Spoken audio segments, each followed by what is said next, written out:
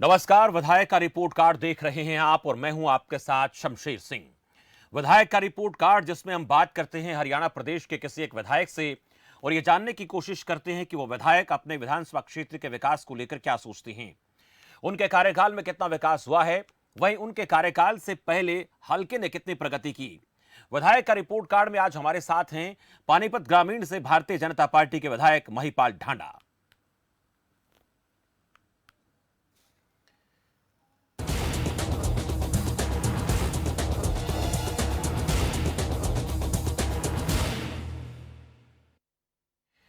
BJP विधायक महिपाल ढांडा की राजनीति में सक्रियता पुरानी है।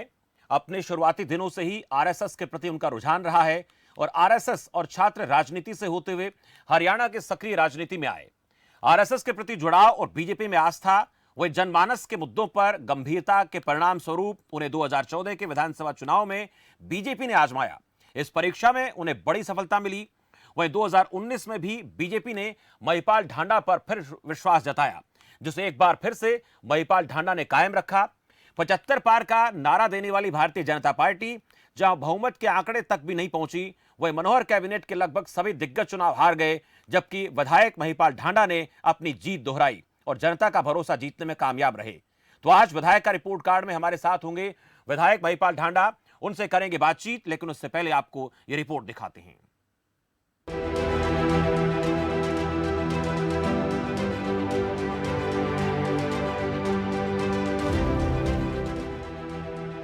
हरियाणा की पानीपत ग्रामीण विधानसभा सीट करनाल लोकसभा क्षेत्र के तहत आती है। करनाल लोकसभा क्षेत्र में कुल 9 विधानसभा सीटें हैं, जिनमें से 5 सीटें करनाल जिले में आती हैं।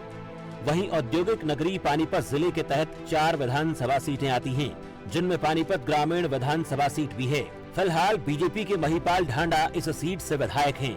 महिपाल ढांडा लगातार दूसरी बार इस सीट से विजयी हुए हैं। 2014 के विधानसभा चुनाव में महिपाल ढांडा ने निर्दलीय प्रत्याशी धारा सिंह रावल को 36,000 वोटों से शिकस्त दी। वहीं 2019 के विधानसभा चुनाव में महिपाल ढांडा ने जननायक जनता पार्टी प्रत्याशी देवेंद्र काद्यान को 22,000 वोटों से हराया। महिपाल ढांडा का बचपन से ही आरएसएस से जुड़ाव रहा है। अपने कॉलेज के दिनों में वो एबीवीपी छात्र संगठन से जुड़े और प्रदेश सह मंत्री बने। ग्रेजुएशन करने के बाद महिपाल ढांडा भारतीय युवा मोर्चा से जुड़े और उसके प्रदेश अध्यक्ष बने। फिर उन्हें बीजेपी किसान मोर्चा का जिला अध्यक्ष बनाया गया। आरएसएस के साथ बचपन से जुड़े होने का इनाम भी उन्हें मिला और 2014 में पानीपत ग्रामीण सीट से बीजेपी ने उन्हें चुनावी मैदान में उतारा, जिसमें उन्होंने जीत दर्ज की और अभी तक नाबाद पारी खेल रहे हैं। वहीं महिपाल ढांडा का दावा है कि उन्होंने पानीपत ग्रामीण विधानसभा में हजारों करोड़ की सौगात जनता तक पहुंचाने का काम किया है, जिसके परिणाम स्वरूप वो जनता की पसंद बने हुए हैं। विधायक का रिपोर्ट कार्ड में आज हमारे साथ बातचीत करेंगे खुद विधायक महिपाल ढांडा और हम करेंगे सवाल कि पानीपत ग्रामीण की जनता के लिए उनका फ्यूचर प्लान क्या है और कौन सी ऐसी परियोजनाएं बाकी हैं जिन्हें महिपाल ढांडा अगले 3 साल में धरातल पर उतारना चाहते हैं।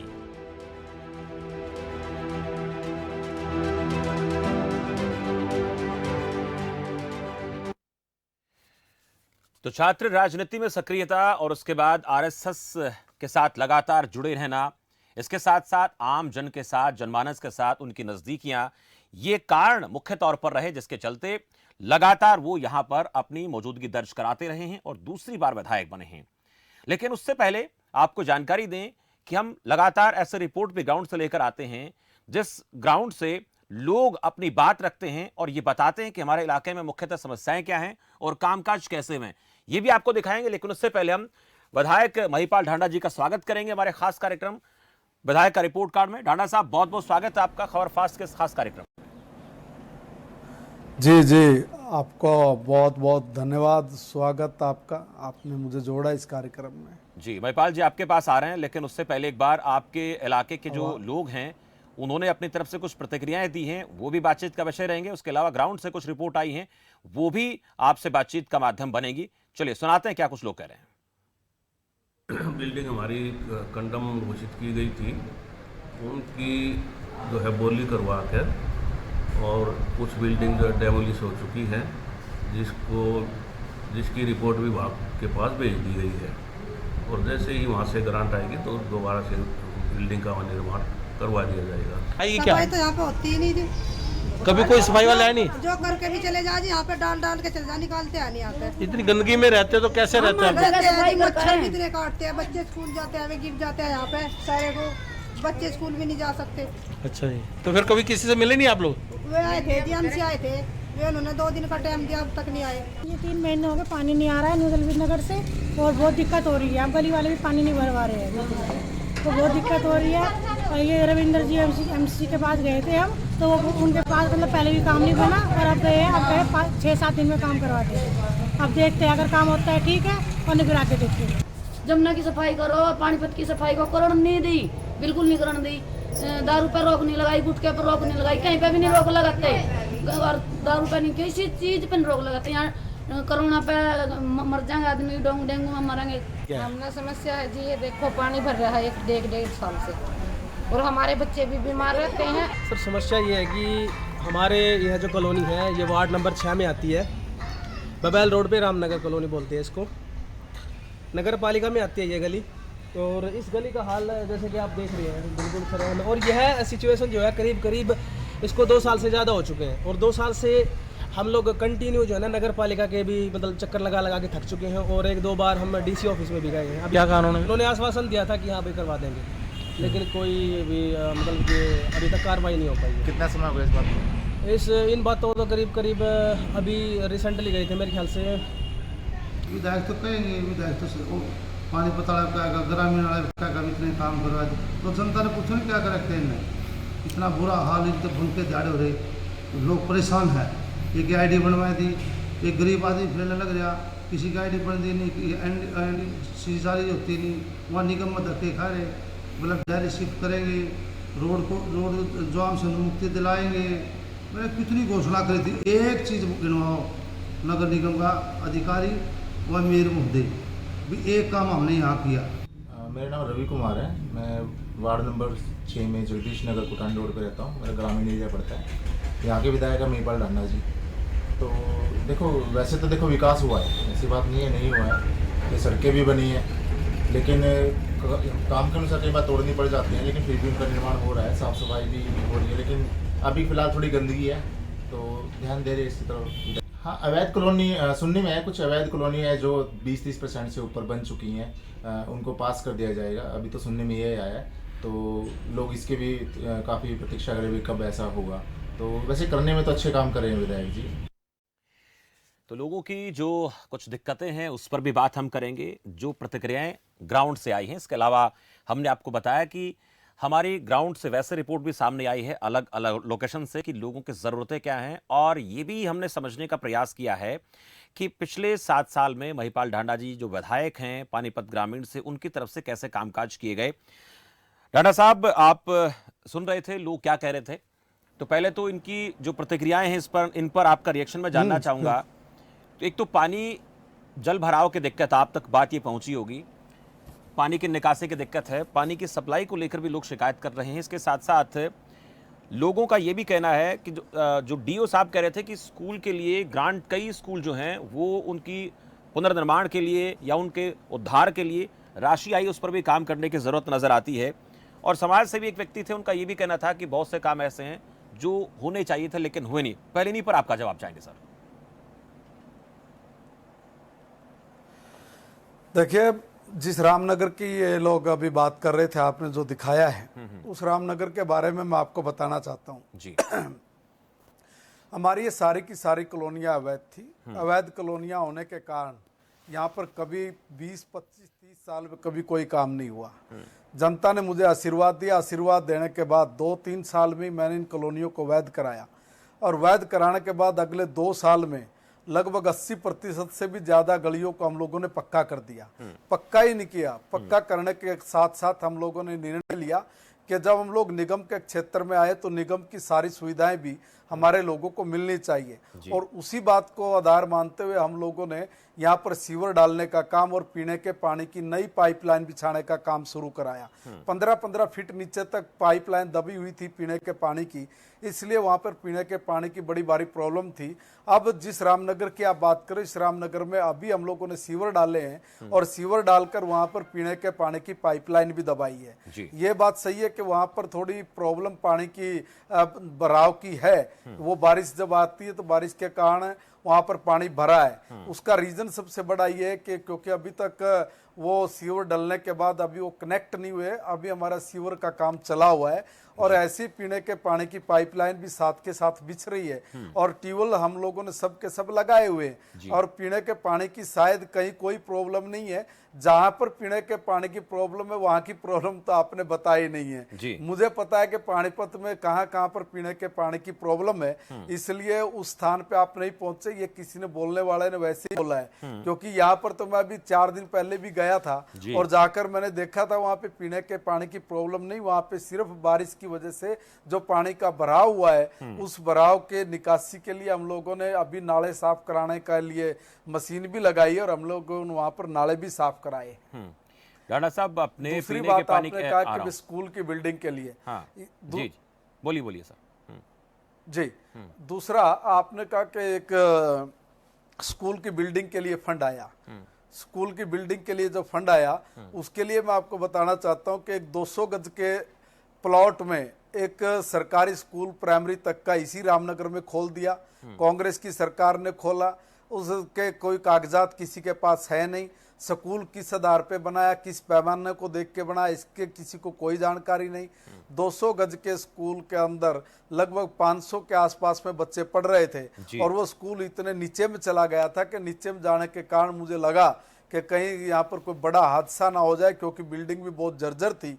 इसलिए मैंने उसको 32 लाख रुपए हम लोगों ने उसके पास कराए। पास कराने के बाद जब ध्यान में आया कि ये नॉर्म्स के ऊपर खरा नहीं उतर रहा है, इसलिए उस पेमेंट को हमने अभी रोका है और रोक के हमने वहीं पे बबैल रोड पे थोड़ी सी आगे चल के एक गवर्नमेंट निगम की लैंड हम लोगों को मिली है। हम उसी लैंड के ऊपर +2 तक का स्कूल एक भव्य बिल्डिंग के साथ उसका निर्माण करवाएंगे। जी राणा साहब, पीने के पानी को लेकर आपने बात की, ग्राउंड से ये भी रिपोर्ट आई है कि कई गांव में पीने के पानी की दिक्कत है। एक तो बड़ी बात ये है, जैसे आपने कहा था कि आपने वो बात बताई नहीं, बता देता हूँ गांव से। दूसरा, किस गांव में? कुछ गांव से रिपोर्ट आई है, वो आपको भेज दूंगा। लेकिन दूसरी बात और सुनिए। कौन सा? कुछ गांव से रिपोर्ट आई है, आपको मैं भेज दूंगा। दूसरा मैं जानना चाह रहा था कि जो इंडस्ट्री लगी हुई है, उन इंडस्ट्रीज की वजह से जो जमीन का पानी है उसके ऊपर बहुत ज्यादा असर पड़ रहा है। ये एक बहुत बड़ी दिक्कत आ रही है। जमीन का जो पानी है वो उद्योगों की वजह से खराब हो रहा है, ये एक बहुत बड़ी समस्या है। और दूसरा, इसके साथ एक कारण और भी जुड़ा हुआ है कि पानी खराब के साथ साथ पानी का दोहन भी अवैध इंडस्ट्रियां कर रही हैं, उस वजह से पानी की किल्लत भी पैदा हो सकती है आने वाले दिनों में।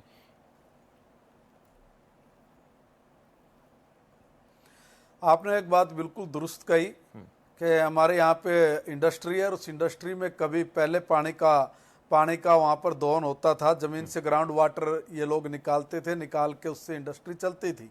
मगर जैसे हम लोग विधायक बनने के बाद सबसे पहला काम मैंने यही किया कि हमने इरिगेशन का पानी, सिंचाई विभाग से हम लोगों ने पानी लिया, पानी लेके हमने उसको इंडस्ट्री को दिया है और अब इंडस्ट्री का पानी वहाँ पर, इंडस्ट्री में जो पानी है वो इरिगेशन से पानी वहाँ पर यूज हो रहा है। अभी हमने बहुत लेटेस्ट एक लगभग 250 से 300 करोड़ रुपए के एक पायलट प्रोजेक्ट के रूप में भी हम लोग वहाँ पे काम करेंगे, जिसमें रिसाइकलिंग होके वही पानी फिर दोबारा हम लोग इंडस्ट्री में दे पाए। अभी ग्राउंड वाटर का उपयोग किसी भी इंडस्ट्री में नहीं हो रहा है, इस बात की गारंटी है। लेकिन जो अवैध इंडस्ट्रीज हैं उनको लेकर आपने कहा कि हमने वैध तो आने करवाई के जाए। बाद इस काम वैध को करवाने सुधार का आप किया काम है। कर रहे हैं, मैं वही बात कर रहा हूं। जो आप बात कह रहे हैं वैध कराने की कोशिश आप उसको लेकर कर रहे हैं। हालांकि इंडस्ट्रीज लगाना, उसको वैध कराना लंबा प्रोसेस है। और यहाँ पर कुल जो जिले की बात करें तो लगभग 2000 ऐसे उद्योग हैं जिनको लेकर मैं पढ़ रहा था रिपोर्ट कि बिना एनओसी के वो भूजल का दोहन कर रहे हैं। तो उनको जल्दी से जल्दी एनओसी देकर काम भी हो और सरकार के खजाने में पैसा भी आए। तो इसको लेकर आपने कहा कि हम प्रोजेक्ट पर काम कर रहे हैं, कितना जल्द ये सब पूरा हो जाएगा? इसका लिए अभी पिछले दिनों भी माननीय मुख्यमंत्री जी के साथ हम लोगों की मीटिंग हुई थी, उद्योगपतियों के साथ भी हमारी मीटिंग हुई थी और ये कंप्लेंट आई थी कि भाई जो डाई यूनिट है कुछ जगह पर वो हमारी कॉन्स्टिट्यूएंसी में नहीं बल्कि हमारी कॉन्स्टिट्यूएंसी से बाहर वो एक डाइंग यूनिट लगाते हैं लोग और वो पानी का दोहन कर रहे थे। पॉल्यूशन डिपार्टमेंट ने लगभग 80% से ज़्यादा ऐसे जो अवैध तरीके से पानी का दोहन कर रहे थे एग्रीकल्चर के ट्यूबवेल से और जो पानी निकाल कर दे रहे थे, हमने उसको भी दुरुस्त कराया है। उसको भी एनडीएस का कनेक्शन दिला के उन लोगों को भी ठीक से काम पर लगा दिया है। ऐसा नहीं है भाई अब सारे के सारी जगह पे कोई अवैध रूप से कोई पानी का दोहन कर रहे हो। उसमें बिजली के कनेक्शन की बात थी, एनडीएस का कनेक्शन नहीं मिल रहा था, हमने उनका एनडीएस का कनेक्शन दिलवाया है और बहुत सारी जो कंपनियां जो इस तरह के डाई यूनिट काम कर रहे थे उन पर भी पॉल्यूशन डिपार्टमेंट ने सख्ती से कार्रवाई भी की है। एक रिपोर्ट ये भी आई है कि पानीपत से हरिद्वार का जो रास्ता है, जो सड़क है, वो खराब है और उसके खराब होने के दो कारण बताए गए कि ये पानीपत शहरी और पानीपत ग्रामीण दोनों में पड़ती है, जिससे लोगों को बड़ी दिक्कत हो रही है। बिल्कुल दुरुस्त सुना आपने। ये समस्या क्या है कि समस्या क्या है कि भाई जो ये सनौली रोड है, ये सनौली रोड नेशनल हाईवे है और नेशनल हाईवे होने के कारण हम लोग अगर ये स्टेट हाईवे होता तो हम लोग इस पर कभी के कार्रवाई करवा लेते हैं जी। मगर ये नेशनल हाईवे होने की वजह से मेरी पीडी बागपत से बात हुई है।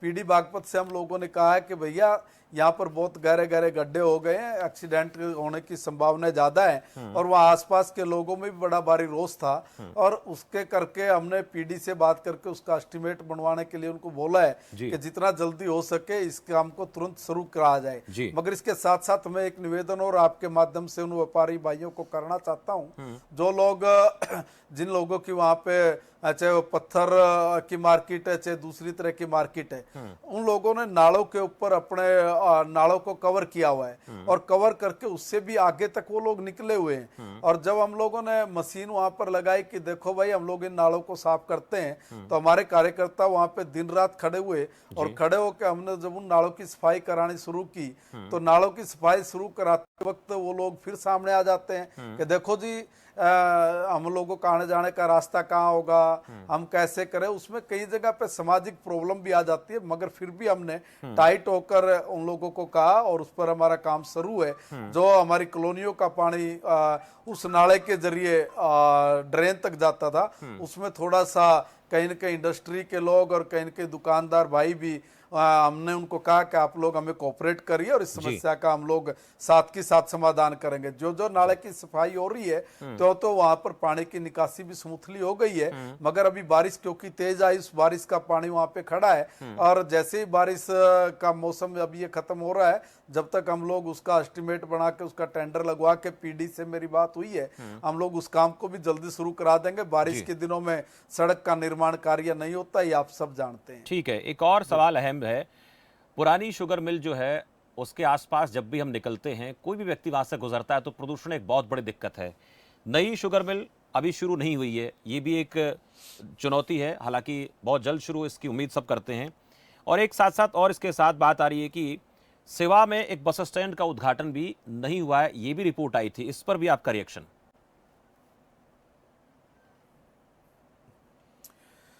हरियाणा में सबसे पहली शुगर मिल पानीपत में 1956 के अंदर लगी थी जी।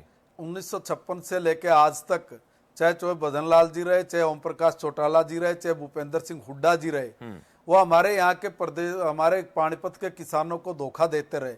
हर बार ये कहते थे कि भाई आपकी शुगर मिल का हम लोग इसको शिफ्ट करेंगे, शुगर मिल की हम लोग कैपेसिटी बढ़ाएंगे और ना उन्होंने कभी कैपेसिटी बढ़ाई, ना उन्होंने कभी शुगर मिल के और गन्ना किसानों की तरफ समस्याओं की तरफ ध्यान दिया। जब जनता के आशीर्वाद से मैं हरियाणा की विधानसभा में चुन के गया, तब मैंने 350 करोड़ रुपए के इस प्रोजेक्ट को पास करवा के माननीय मुख्यमंत्री जी को ले जाके हमने उसका शुभारंभ का काम शुरू कराया और वो काम बीच में थोड़ा डिले इसलिए हुआ कि उसमें पहले ये मामला आता रहा कि इसको पीपी मोड पे लगाएं। मैंने कहा पीपी मोड पे नहीं लगानी है। पीपी मोड पे जो उत्तर प्रदेश के अंदर जितनी भी शुगर मिल लगी हुई है उसकी पेमेंट की प्रॉब्लम, उनकी गंडा लेने की प्रॉब्लम, वो उसको मैं भली भांति परिचित था, इसलिए हमने कहा नहीं, इसको कोऑपरेटिव की ही गन्ना मिल ये हमारी लागू होनी चाहिए। हमने उसका बजट पास करा के वहां पे जमीन लेके, डार गांव की जमीन लेके, उनको पैसा देके और हमने वहां पे काम शुरू करा दिया। तेजी के साथ काम चल रहा है। मुझे लग रहा है कि हम लोग दिसंबर तक की शुगर मिल को शुरू कर देंगे, ऐसा मेरा आइडिया है। एक बात। दूसरी बात आपने कही कि सिवा के पास बस स्टैंड वाली, सिवा में जो बस स्टैंड है, ये बस स्टैंड भी जो सिटी के अंदर था, हमारे लिए बड़ी प्रॉब्लम थी कि शहर के अंदर लगातार जाम लगा रहता था। लगातार जाम की स्थिति से लोग बहुत परेशान थे, इसलिए हमने निर्णय लिया कि हम लोग इस बस स्टैंड को बाहर लेकर जाएंगे और मैंने इसको बाहर सिवा गांव में शिफ्ट करवाया। वो लगभग ऑलमोस्ट तैयार है और क्योंकि एक अंडरपास, एक यू टर्न के लिए हम लोगों को बनाना, उसका थोड़ा काम पेंडिंग है, उस पर तेजी के साथ NHAI काम कर रहा है। वो भी काम शुरू हो जाएगा और उधर से छोटा छोटा काम कुछ बचता है, जैसे सीवर की कनेक्शन को जोड़ना, पीने के पानी के कनेक्शन को जोड़ना, ऐसे करके कुछ छोटे छोटे से काम थोड़े बाकी पेंडिंग बचते हैं। मुझे लगता है कि अगले 1-1.5 महीने में हम लोग इस बस स्टैंड को भी शिफ्ट करने में कामयाब हो जाएंगे। चलिए डंडा साहब, एक और अहम सवाल इसमें मैं आपसे जानना चाहूँगा कि रोजगार वाकई में एक बहुत बड़ा संकट का मसला रहा है, चाहे किसी पार्टी की सरकार रही हो, हरियाणा, पंजाब, राजस्थान, देश में कहीं भी हम चले जाएंगे।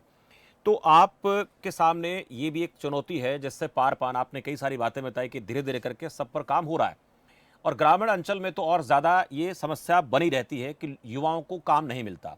इंडस्ट्रियाँ बहुत हैं, लेकिन आपसे ये जानना चाहता हूँ कि अगले 3 साल में आपके सामने आपने ऐसा कौन सा जो प्रोजेक्ट है, फ्यूचर प्लान बनाकर रखा है जिस पर आपको लगता है कि ऐसा होगा तो इस इलाके में रोजगार की संभावनाएं अपार बनेंगी और इस इलाके के लोगों को एक ऐसा हब मिलेगा जिसके चलते प्रदेश के युवाओं को तो रोजगार मिलेगा, लेकिन पानीपत ग्रामीण के लोगों को भी बहुत सारी संभावनाएं देखने को मिलेंगी।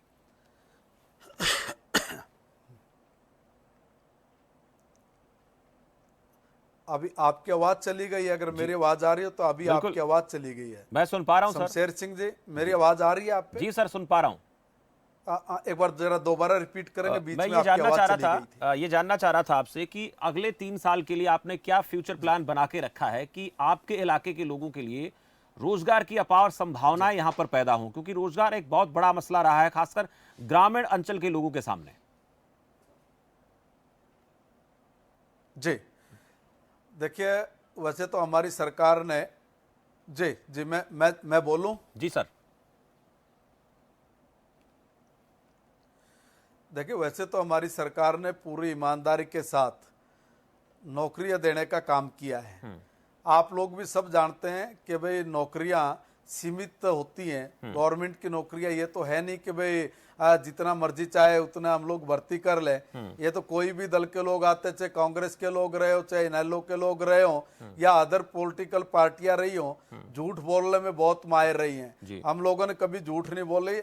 हमने कहीं पर पर्ची और खर्ची का मामला नहीं शुरू किया। गरीब से गरीब व्यक्ति को नौकरी मिले, उसके लिए हमारी सरकार ने पॉलिसी बनाई और उस पॉलिसी के आधार पे हम लोग लगातार पढ़े लिखे और ऐसे योग्य लोगों को, बच्चों को नौकरियां उपलब्ध करा रहे हैं। दूसरी बात यह कि प्राइवेट सेक्टर के अंदर थोड़ी प्रॉब्लम पहले रहती थी कि भाई बच्चों को रोजगार मिलना चाहिए।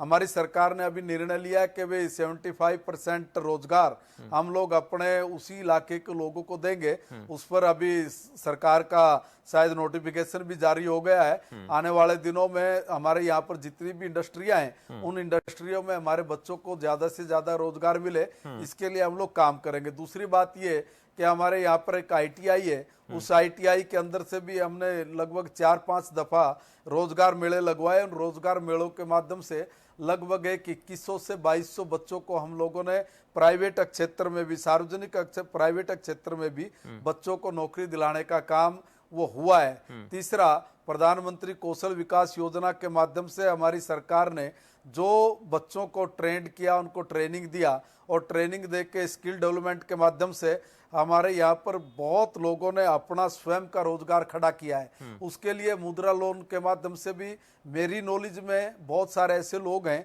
जिन लोगों ने मुद्रा लोन लिया और मुद्रा लोन लेके वो अपना काम अच्छे प्रकार से कर रहे हैं। अभी भी हमारी सरकार ने एक निर्णय लिया कि भाई जिनकी इनकम 1,80,000 रुपए से कम है उसके लिए भी पानीपत ग्रामीण में बहुत सारे ऐसे हमारे पढ़े लिखे नौजवान थे जिनको 10,000 रुपए से अपना काम स्टार्ट करना था। ऐसे 300 से 400 लोगों का काम हम लोगों ने भी स्वयं खड़े होकर उसको भी हम लोगों ने स्टार्ट कराया है। ऐसी बहुत सारी अनेक योजनाएं हैं और उन योजनाओं के माध्यम से हम लोग उनको रोजगार देने का काम भी कर रहे हैं। हमारी पानीपत ग्रामीण विधानसभा से लगभग 500 से ज्यादा बच्चे सक्षम युवा के माध्यम से, सक्षम योजना के माध्यम से भी वो लगातार काम अपना कर रहे हैं। जिसी योग्यता है और जिस प्रकार के इस प्राइवेट क्षेत्र में या सार्वजनिक क्षेत्र में जो भी रोजगार की संभावनाएं निकल के आती है उसमें पानीपत ग्रामीण कहीं भी पीछे नहीं है। ठीक है डाडा साहब, एक अहम सवाल जो हर बार पूछा जाता है, चर्चा होती है, किसान आंदोलन को लेकर आपको भी एक आध बार विरोध का सामना करना पड़ा है और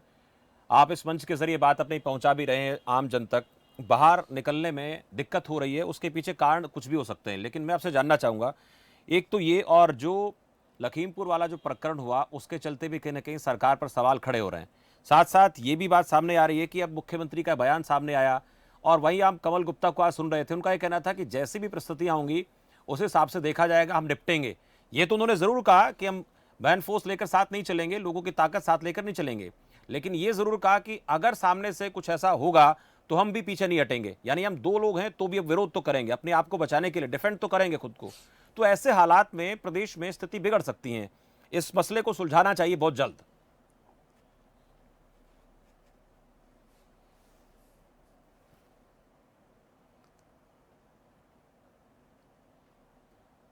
और शमशेर जी, इस मसले को सुलझाना चाहिए बहुत जल्द। इसके बाद से आपकी आवाज नहीं आ रही है जी।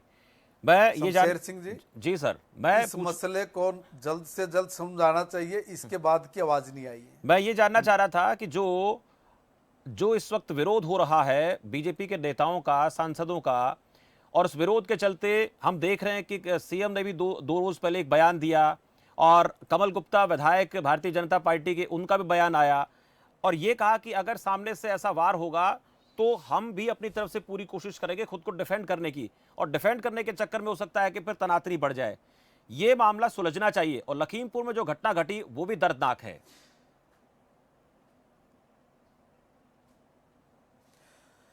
देखिए, किसान भी हमारे भाई हैं, वो आंदोलन कर रहे हैं, आंदोलन लोकतांत्रिक तरीके से करें, किसी को कोई आपत्ति नहीं है जी। और रही बात ये कि भाई विरोध हो रहा है, ठीक है, किसान अपना विरोध कर रहे हैं और हम तो बहुत संयम के साथ रह रहे हैं साहब, हम तो पूरी संयम बरते हुए हैं। हमने तो कहीं कोई भी विरोध करता है तो हम तो यही कहते हैं कि देखिए भैया, आप विरोध करिए, मगर विरोध करने के साथ साथ आप उसमें इस प्रकार की कोई एक्टिविटीज को शामिल ना करें जिससे किसी को भी जन हानि या किसी भी प्रकार का किसी का भाईचारा खराब होने वाली या कोई ऐसी बात ना बने। इसलिए मेरा तो सब किसान भाइयों से भी आग्रह है कि देखिए, आपका लोकतांत्रिक अधिकार है विरोध प्रदर्शन करना, आप विरोध प्रदर्शन करिए, किसी प्रकार की कोई ना नहीं है, मगर इसके साथ साथ थोड़ा संयम भी बरतें और संयम ही ना बरते बल्कि समझदारी के साथ अपने भाईचारे को भी कायम रखने में आप भी अपनी एक पहल करिए और मुझे लगता है कि मामले बहुत जल्दी सुलझ जाएंगे। ये केंद्र सरकार इस बारे में या हमारे माननीय मुख्यमंत्री जी या हमारे बड़े नेता जो भी हैं वो सारे इस मामले को सॉर्ट आउट करने में अपने अपने स्थान पर अपनी अपनी भूमिका तो निभा ही रहे हैं। मैं भी निवेदन करूंगा कि जितना जल्दी हो सके किसान भाइयों का मामला जरूर सुलझ जाना चाहिए। चलिए, बहुत शुक्रिया महिपाल ढांडा जी, आप खबर फास्ट के मंच पर आए और अपने अपने इलाके की जो भी दिक्कतें थी उनको लेकर भी जवाब दिया। इसके साथ साथ आपने प्रोजेक्ट भी बताया कि किस तरह से हम काम कर रहे हैं, किस तरह से सरकार काम कर रही है और जो चुनौतियां सामने आएंगी तो उनको दूर करने की आप कोशिश करेंगे, प्रयास करेंगे। किसान आंदोलन को लेकर भी आपने कहा कि बहुत जल्द सुलझेगा और शांतिपूर्ण तरीके से। हमने तो कामों की जी चलिए सर, हमने तो इतने काम किए कि अगर मैं काम गिनाने लग जाऊं तो मुझे काम गिनाने में 1 घंटे से ज्यादा का वक्त चलिए लग डांडा साहब, जाएगा। इसके लिए अब फिर कभी आपसे बातचीत करेंगे और लगातार करते रहेंगे, जानते रहेंगे ग्राउंड से जो भी रिपोर्ट आएंगे उस पर आपसे सीधा संवाद हम करेंगे। बहुत बहुत शुक्रिया। तो महिपाल ढांडा से हम बात कर रहे थे, पानीपत ग्रामीण से भारतीय जनता पार्टी के विधायक हैं और उन्होंने बेबाकी से अपनी बातें रखी। किसान आंदोलन को लेकर भी कहा कि इस मसले का हल जल्द निकलेगा, लेकिन शांतिपूर्ण तरीके से होना चाहिए जो भी कोई आंदोलन होता है, और इस प्रकार की जो बातें वो भाईचारे को खराब कर सकती है, भाईचारा बना रहे ये उन्हें उम्मीद है। और ये भी कहा कि पानीपत ग्रामीण के युवाओं के लिए केंद्र सरकार की तरफ से और राज्य सरकार की तरफ से बहुत काम किए जा रहे हैं, जिसके चलते परिस्थितियां पहले से बेहतर हो रही है। हमने काम किया, आगे भी काम करते रहेंगे। फिलहाल इस खास कार्यक्रम मेरे साथ इतना। आप देखते रहिए खबर फास्ट। नमस्कार।